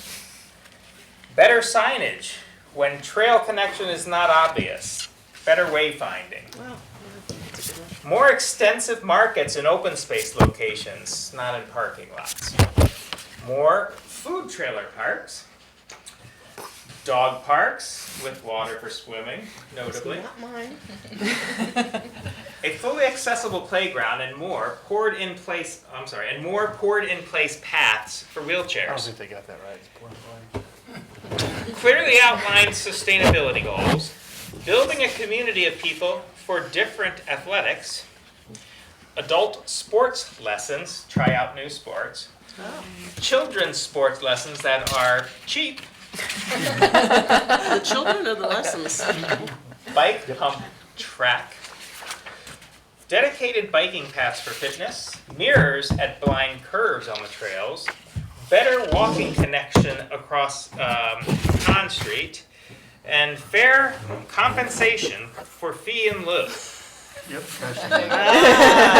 So Rich is gonna go and take those out and take a photo of them and just document them. And what we're going to do with this particular exercise, as well as the staff feedback, is to bring it all together and see on our matrix that we created, if it aligns, how it needs to be adjusted. And again, just to be clear, it's making sure we're fitting that to your needs and your expectations, not fitting it into what the consultant findings were. So we're looking forward to doing that. So that'll be a next step for us to refine those things. Speaking of next steps, just so everyone understands where we're going with all this, we do want to review the plan findings such as sessions we're doing tonight.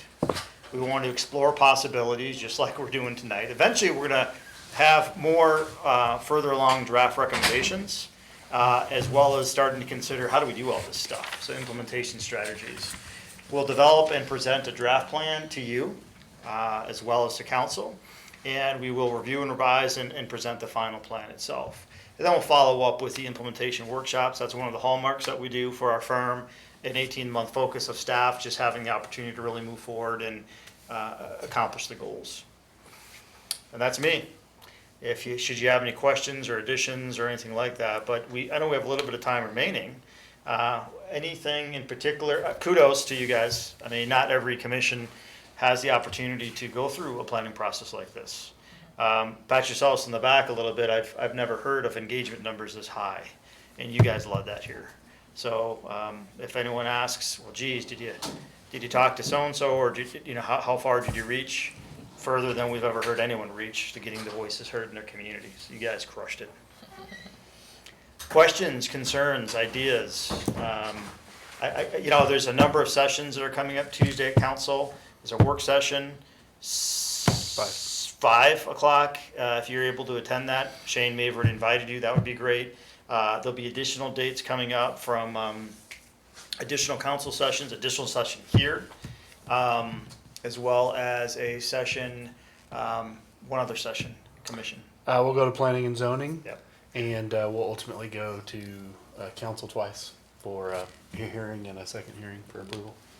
We'd love if you could make it, just to give any other input you might have, as being the sounding board, the advisory board of this process. So really appreciate all your support and your hard work. Any questions for me? When is the expected date for the draft plan? I don't know if it was on here. Yeah, So- it'll go to council. It'll be finalized. Our recommendation to council will go to the last meeting in July. Okay. And we'll come back next month with something for y'all to send to planning and zoning Okay. Refined. Yeah. Okay. with some of the visioning that they've gathered from staff, what they'll gather next Tuesday at council, and what they did with y'all to hear today. It says Tuesday at 5. Yes, Tuesday at 5 is the work session. We're the second item, but I don't think that first item. Unless you will want my take year and a terribly half long. old running around. Sure, the I'll hold it. council. Sure. Well, it's a public meeting, why not? It's true.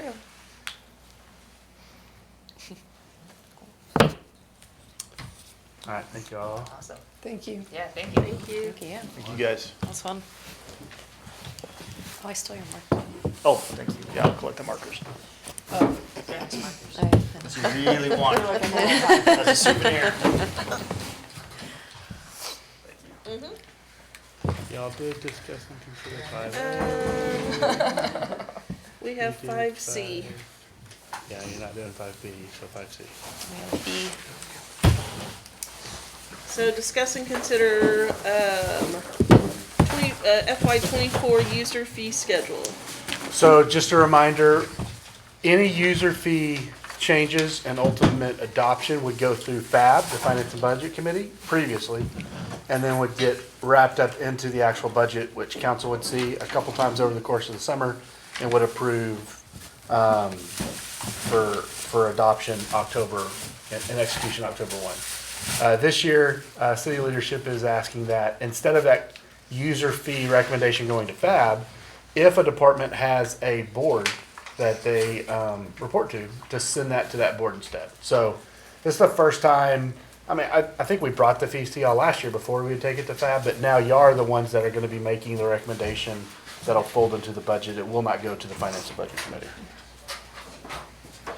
And Kelsey is here to walk you through it. All right. In front of you, you each have a list of all of our user fees. These are our recommended fees and fee changes for FY '24. As Shane mentioned, this is an annual review of our user fees, and the fees are established for the use of facilities, equipment, and services within the Parks and Recreation Department. This year, we're really light on any changes that we are recommending. So on the sheet, anything in green is what we're recommending to change.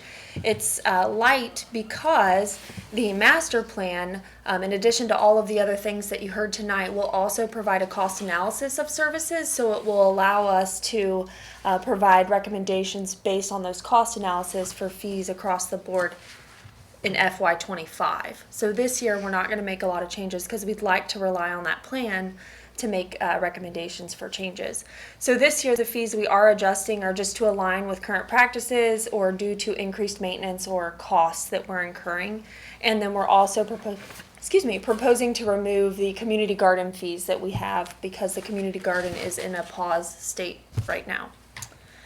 So the first changes that we are recommending is the Green Red Barn. As you know, it was going through a rehab, and it has not been open since 2019. We should be done with the rehab and reopening it in October. And what we're proposing is to maintain the current fee of $300 for residents. We're proposing a 100% increase for non-residents. Currently, all of our facilities and offerings are at a 50% increase for non-residents, but we feel that the Green Red Barn should be utilized more by residents, and so we're proposing to increase that non-resident fee. So the non-resident fee would be $600 as opposed to $300 for residents. We see a lot of family reunions and weddings at that facility, and it inhibits residents' ability to use it for birthday parties or small gatherings. So we feel like that will help impact. And then we'll have a year of use when it reopens, so that next year we can see how that works and maybe come back with a different recommendation. Wells Point Soccer. Can I ask you a quick? Yes, You saw absolutely. it in my eyes, didn't you? Are we at all concerned that we're gonna lose revenue because of that? Not necessarily. When we were booking it in the past, it was booked out for 12 to 18 months in advance. Okay. So people weren't able to get in and book it. And the problem with that, and this was before Kelsey and I were here,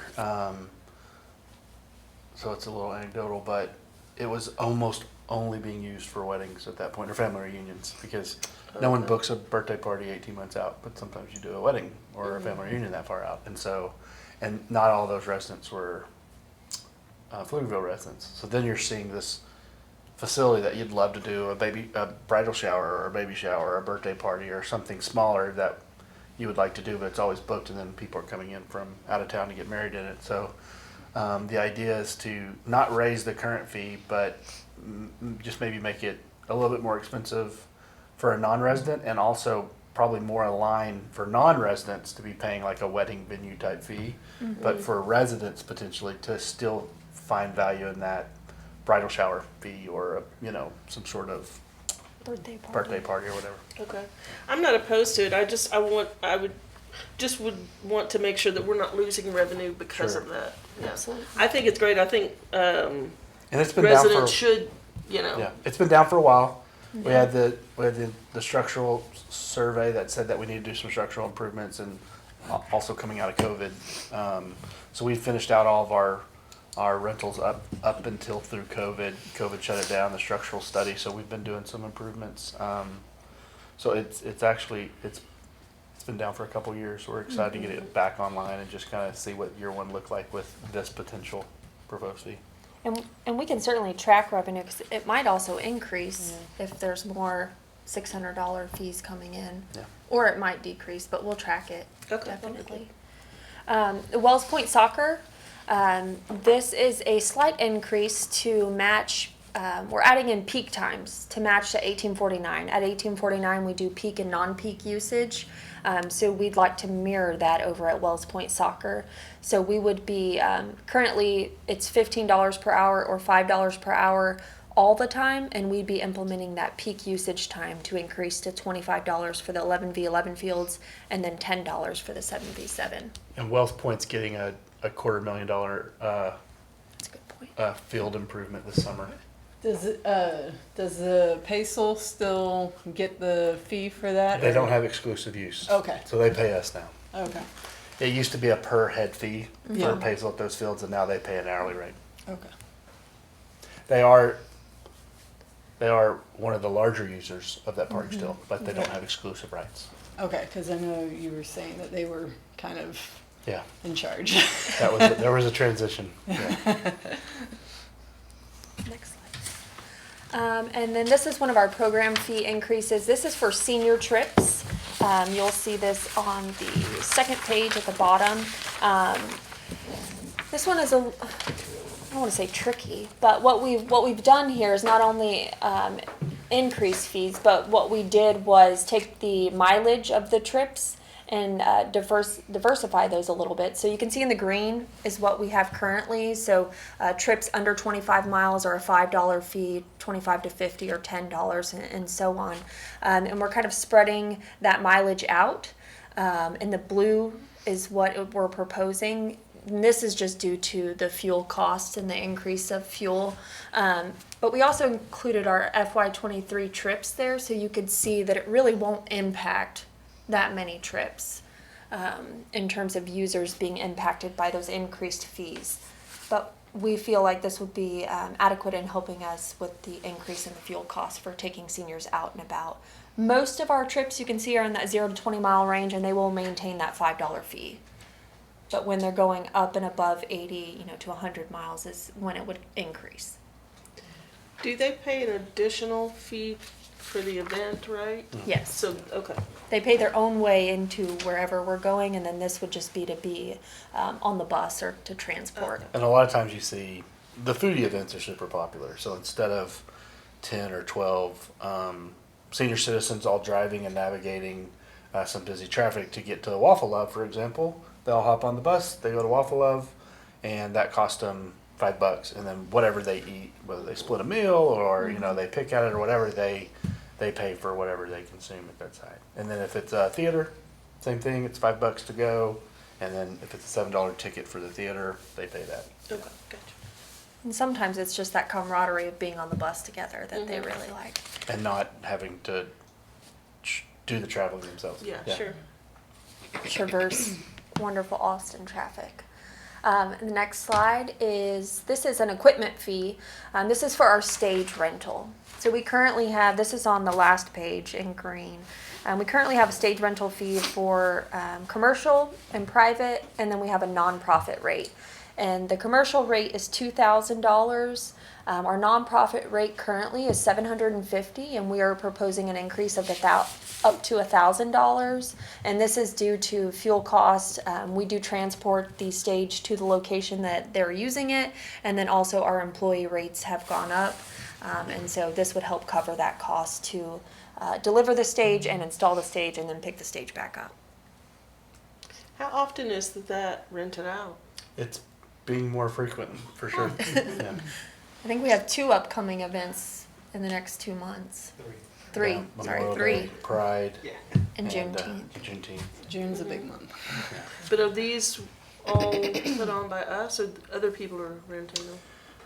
None of those that we just said are put on by us. We're supporting them Okay. in one capacity or another, and there's some subsidies in some ways that have been granted by council, but they are events that have been permitted by the city to happen in those locations, and in one way or another, we're providing maybe a stage or staff help, or you know, or allowing them to be a portion of their event to happen in our parks or whatever, but it's not our events. Okay. And I believe that's the last slide. Yeah. And so any questions or discussion, but those would be our recommendations for fee changes for fiscal year '24. Have you heard any concern about the nonprofit increase? I mean, $250 probably isn't that bad, but that'd be the only one that would be sad if It's- nonprofits aren't able It's to. been a pretty good deal for them so far, it seems like. It hasn't deterred them from using that. And then right now, if they do request and receive a subsidy, they can use the subsidy provided as in kind for that. So then Okay. sometimes they don't ever the fee. pay the actual fee. Okay. Do we have any concern about the fees for the seniors I don't know what our demographic is like. Would that be cost prohibitive to some people that are currently, active participants, do we think? That's a great question. The senior program has really started to come back over this last year through COVID. And we're just trying to do a reflection of the gas prices, not trying to get anything back from that. We're trying to recover anything other than just cost. I'm sure there's somebody with a budgetary limit that may exclude, which, isn't our goal, but, Can I add something Sure. to that? Just one thought might be that you adopt the fee, but then Shane work with our planning department on the CDBG program to establish a senior scholarship similar to how we do I like youth that. scholarships, and see if that might be an eligible Sure. cost and program that gets set up. Absolutely. I like that idea. So you'd still maintain the fee, but that could be covered by that program. or I'll drive them in the Bronco. Will they ride with you? They could pay the fee, or they can ride in the Bronco. Okay, I'll pay the fee. Yeah, that was my only concern, because I know. Surely fixed someone's gonna feel budgets. that. Yep. Yeah. Yep. There's a pinch point there, I'm sure. Especially if they're doing it every month or whatever. But yeah. Well, you said the foodie trips are the most popular, right? Do those tend to be further away, or? So no, they stay pretty close. Like Okay. it's amazing how far Round Rock feels to a senior sometimes, especially for food on a Thursday night or something like that, where they're just like, there's no way I would drive if I was doing it myself, or a Wednesday afternoon even, to be quite honest. Most of our foodie trips are pretty close. Austin or Round Rock, we're rarely going to someplace like Buda for a foodie trip. Now, if there was a museum there or a nature center, you see that sometimes. You know, we went to the State Fair, Texas. That was one of those 80 to 100 mile trips fairly recently, and they've gone to the painted churches in the past in Schulenburg, and they've gone to the Brenham Bluebell. So there's a couple of long trips that people can choose to go on, but for the most part, we try to stay pretty close. And those foodie trips happen at least once or twice a month, and we stay pretty close with those. Yeah. I can't wait till I retire. There you go. Me neither. No. Oh, rude. Any other questions, concerns, discussion? I guess, when was the community garden pause? I feel like maybe I remember hearing, but I don't. So the expansion of the wastewater facility. Oh, yeah. There's just no place Yeah. for them to go, and we're working on a location at the Bealey House. One of the things that Jason and what you saw through the master planning is that a lot of people want nature center and nature programming, and ultimately the Bealey House will have a nature center facility, and we'll have some community gardens and an event lawn space, and we already have a tree farm out there, and we've got some pollinator garden beds that are out there, or pollinator support. I don't know if we have beds out there yet, but they have a tree house out there that they're raising up those little bees, monarchs, and butterflies and everything else they're growing out there. I don't even, yeah, the larvae. Yeah. I'm scared to go out there sometimes, but we're building a nature center program out there even before the facility comes out. But we don't have plotted community garden spots out there yet, so they're kind of on a pause. Yeah, that makes sense. We had about, by the time it dwindled down, we had about 25 to 30 plot owners. Some of them weren't as active as others, so Yeah. yeah. All right, any other questions? This is a discuss and consider, so do we have a motion? I will motion to accept with the condition of going to, what was it, PC, or for the. Oh, CDBG? Yeah. Yep. Whatever the acronym Yeah, is. the acronym For the scholarship? for the scholarship, yeah. For that, if you don't mind, we'll take that as a public comment and incorporate it into CDBG versus your motion to. That works. For the fees. Okay, Because we are in a public comment period for that program. okay. So we'll take that note and add it to that. Okay, all right, so then I will motion to approve the fee schedule for fiscal year '24. Okay, thank you, Amy. Do we have a second? I'll second. Okay, thank you. All in favor say aye. Aye. Aye. Any opposed? All right, motion carries. I believe we just have 5D, discuss and consider items on the future Parks and Rec Commission meeting agendas. We do know that we've tabled the subcommittee appointments, so that will be on next month's regardless. When is next month's? 17th, Okay, I'll be here. Okay. June 17th or 15th? June 15th. Okay. So, last time you requested the subcommittee, which we're pushing over again, the updated parkland dedication fee. We felt like that was potentially covered in 4B, understanding that once that is approved, we know that we're going to be getting some direction from our master plan to redo our parkland dedication fee, and we'll be moving forward with that. The update at the Gilligan Creek Bathhouse, which we've done, and you asked for an update on Downtown East once we had one available. We think we'll have a better update to provide next month. Okay. If we could do that in July. July, even better. Yeah. If you don't, since I'm leading that project, I won't be available next month. But we'll also know more about floodplain transportation pieces. Should be by the end of June, so it'll be a Okay. more quality update, I think, in July. You don't want my update, you definitely want her update, so it's probably for July. So, next month, we knew Downtown East, we'll bump that to July. We know that subcommittee's been rolled over. Anything else? And then, did he say that the master plan was gonna come back to us? Master plan will come back, So that you'll be that'll able to be- see any changes, and then you'll make a motion for it to go to planning and zoning.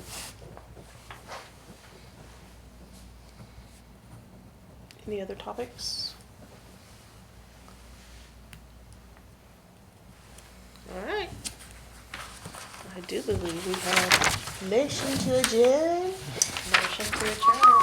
Do we have a motion to adjourn? Motion to adjourn. Do we have a second? Second. All right. All in favor say aye. Aye. Any opposed? All right, motion carries. It is 9:05 p.m.